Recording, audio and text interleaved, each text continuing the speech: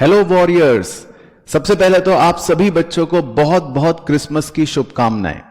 Class 11th के हमारे सभी वॉरियर्स रेडी हो चुके हैं और हम भी तैयार हैं अब अपने टर्म 2 की तैयारी करने के लिए पूरे जोश के साथ। इस वीडियो में मैं डिस्कस करने जा रहा हूं एक छोटा सा प्लानर अकाउंट्स और इकोनॉमिक्स का, जो मैंने शेयर करा है हमारे वॉरियर्स 11 बैच में भी, जिसमें मैं ब्रीफ में आपको बता देता हूं कि कैसे आप अगला एक महीना प्लान कर सकते हो और फरवरी में अपने होने वाले फाइनल एग्जाम्स की तैयारी कर सकते हो। यानी कि एक टाइम टेबल है आपके पास कि कैसे अपने टर्म 2 के सिलेबस को प्लान मैनर में आप प्रिपेयर कर सकते हैं एग्जाम से पहले। मैं शुरू करूंगा इस वीडियो को सबसे पहले अकाउंटेंसी से।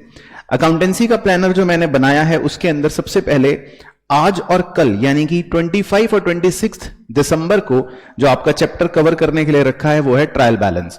तो आप इस चैप्टर को पढ़ सकते हैं अपनी किसी भी किताब से जो आप रेफर कर रहे हैं, उसके क्वेश्चंस भी कर सकते हैं। छोटा सा चैप्टर है, 2 दिन के अंदर हो जाएगा। देन उसके बाद 27, 28, 29 और 30 यानी कि 4 दिनों के अंदर आपको करना है अपना बिल्स ऑफ एक्सचेंज चैप्टर। मैं सारी डिटेल्स आपको पहले भी बता चुका हूं सिलेबस वाली वीडियो में कि किस चैप्टर में क्या इंपॉर्टेंट है और क्या पढ़ना है क्या नहीं पढ़ना।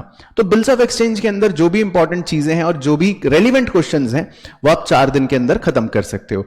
फिर उसके बाद आपका नया साल शुरू हो जाएगा, लेकिन उससे पहले आपको करना है मेन काम जो बहुत सारे बच्चे इग्नोर कर देते हैं। वो है कि जब आपने 2 चैप्टर्स पढ़ लिए, ट्रायल बैलेंस और बिल्स ऑफ एक्सचेंज, तो उसके बाद उसका रिवीजन कौन करेगा? सर हम करेंगे। तो बिल्कुल आपको करना ही पड़ेगा। यानी कि ये 2 दिन जो है 31 तारीख और 1 तारीख ज्यादा इंपॉर्टेंट है रादर देन सिलेबस कंप्लीशन के लिए। तो आपने 2 चैप्टर्स जो पढ़े वो भी आपके अब रिवाइज हो गए। देन उसके बाद आपको एक बड़ा चैप्टर करना है 2, 3, 4, 5, 6 यानी कि 5 दिनों के अंदर। इस बड़े चैप्टर का नाम है रेक्टिफिकेशन ऑफ एरर्स।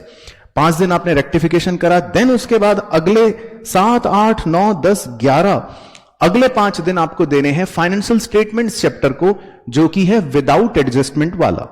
वो आपने 5 दिनों में रेलेवेंट क्वेश्चंस करके खत्म कर दिया, सारे कॉन्सेप्ट्स कंप्लीट। देन 1 दिन आपको करना है रिवीजन किस चैप्टर का? रेक्टिफिकेशन वाले चैप्टर का, क्योंकि जो चैप्टर इंपॉर्टेंट है उसको बीच बीच में रिवाइज करना भी इंपॉर्टेंट होता है।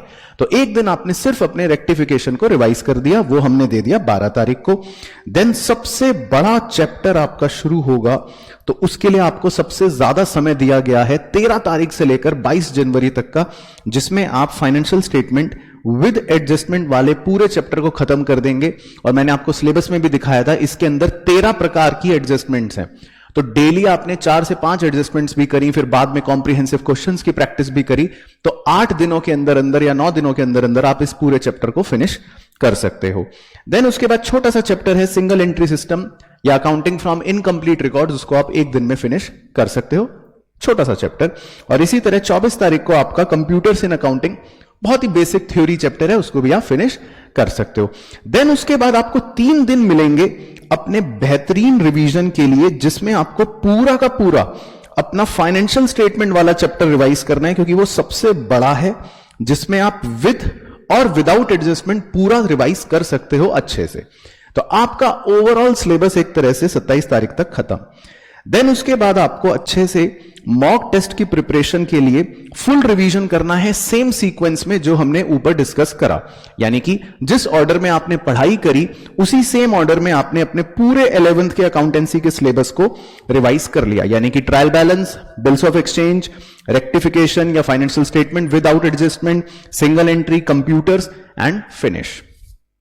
और फिर आपको करने हैं 2 मॉक पेपर, यानी कि पूरे के पूरे सब्जेक्टिव 40 मार्क्स के बिल्कुल वैसे ही पेपर जो हमारे फाइनल एग्जाम्स में हमसे पूछने वाला है, जो मैं आपको प्रोवाइड करूंगा वॉरियर्स 11 बैच में।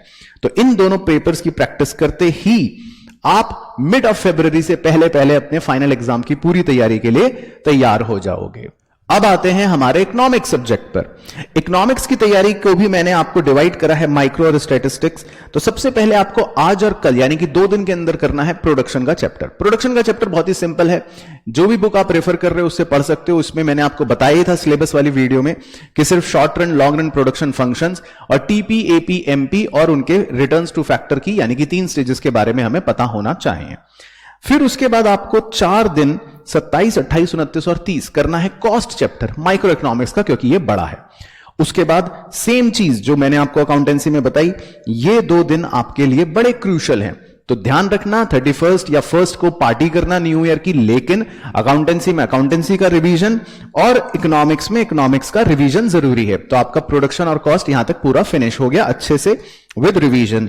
देन उसके बाद अगले 3 दिन आपको देने हैं स्टैटिस्टिक्स के मेजर ऑफ डिस्पर्जन चैप्टर पे। 3 दिन में आराम से खत्म हो जाएगा, क्योंकि इसमें 2 ही चीजें मेन पढ़नी है, स्टैंडर्ड डेविएशन और कोफिशिएंट ऑफ वेरिएशन। देन उसके बाद 5, 6, 7, 8 को आप करोगे अपना कोरिलेशन चैप्टर, जो मैंने बताया था कि थोड़ा सा इंपॉर्टेंट है। तो स्टैटिस्टिक्स का ये चैप्टर भी आप 4 दिन में आराम से कर सकते हो। फिर उसके बाद आपका एक क्रूशल टाइम 9, 10, 11 को होगा, जिसमें आप पूरा स्टैटिस्टिक्स रिवाइज करोगे, डिस्पर्जन और कोरिलेशन वाला जितना आपने पढ़ लिया। तो आपका स्टैटिस्टिक्स 2 मेन चैप्टर खत्म और दोनों का रिवीजन खत्म। देन उसके बाद अगले 2 दिन आपको करना है माइक्रो इकोनॉमिक्स का रेवेन्यू चैप्टर। रेवेन्यू चैप्टर बहुत छोटा है, 2 दिन भी मुझे ज्यादा लग रहे थे, लेकिन फिर भी 2 दिन में आप आराम से उसको खत्म कर सकते हो।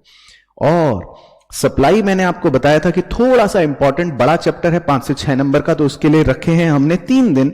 3 दिन के अंदर अंदर आपने पूरा सप्लाई विद उसकी इलास्टिसिटी खत्म कर लिया। देन आपको क्या करना है अगले 2 दिन 17 और 18 क्रूशल डेज, रिवीजन। किसका करेंगे सर हम?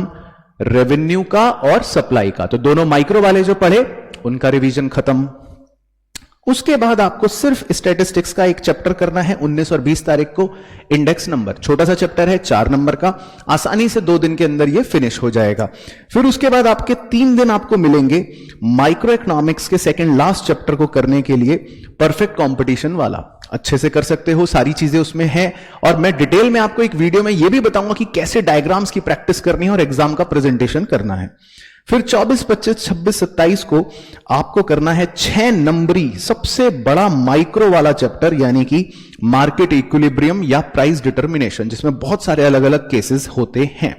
वो खत्म होने के बाद 3 दिन आपको फिर से मिले मजेदार पूरे माइक्रो के रिवीजन के लिए। ध्यान रखना, बहुत ही सिस्टमैटिक प्लानर बनाया है सोच के, ताकि जब आप माइक्रो पूरा रिवाइज कर लोगे तो वो आपका 3 दिनों में खत्म हो जाएगा और अगले 3 दिनों में आप स्टैटिस्टिक्स का भी पूरा रिवीजन कर लोगे। क्योंकि इकोनॉमिक्स 2 पार्ट्स में बटा हुआ है, तो इसलिए माइक्रो और स्टैटिस्टिक्स दोनों का रिवीजन जरूरी है पूरा पूरा।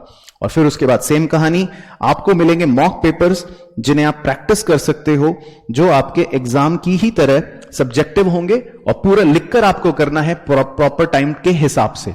तो फिर आपके पूरे इकोनॉमिक्स की तैयारी अच्छे से कंप्लीट हो जाएगी।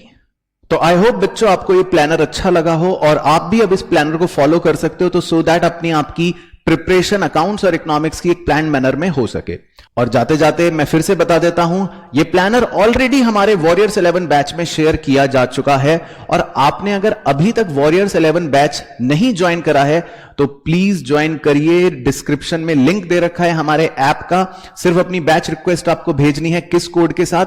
वॉरियर्स 11 कोड के साथ, और आप हमारे वॉरियर्स 11 बैच में शामिल हो जाएंगे। एमसीक्यू टेस्ट्स जो होंगे हर प्लानर के हिसाब से चैप्टर के, वो वहीं पर आपको मिलेंगे, वो यूट्यूब पर नहीं हो सकते।